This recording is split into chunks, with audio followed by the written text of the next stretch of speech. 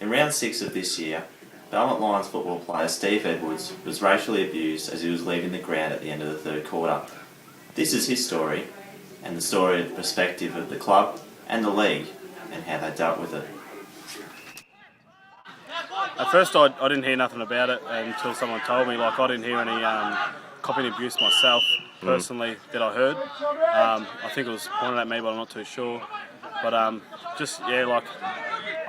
copped a lot worse. We spoke to GDFL President Neville Whitley about his version of the event. That incident exactly was, we couldn't identify who did it.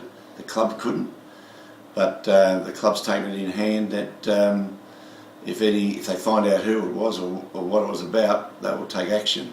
But we as a league don't condone racism remarks whatsoever. Well, what the program is that someone puts in a report, the clubs report it to the league. We then bring both clubs in and we sit down and talk about it and mediate on it. But I must admit, we don't have very many incidents. As I said before, we don't tolerate it. But there's a VCFL procedures of how to handle it, and we've got also in our code of conduct that the way to what we expect from clubs and individuals around clubs. How did it affect your family? My mum's a pretty passionate woman, especially when it comes to racism. Yeah. Me myself, I've learned to deal with it personally. It just goes over my head. Yeah. I've got no time for it personally. So. Yep. Towards my family, especially my little brothers and my sisters, they don't want to see that.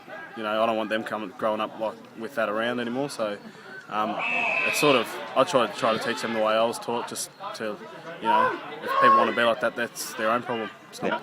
In today's day and age, whatever level footy it is, whether it's top level, country footy, suburban footy, or underage footy, it's just not condoned anymore. Despite no formal action taken against any one person, the issue of racism has been brought to the forefront of the league's mind. The strategies they have in place, however, show that any further issues will be dealt with efficiently and effectively.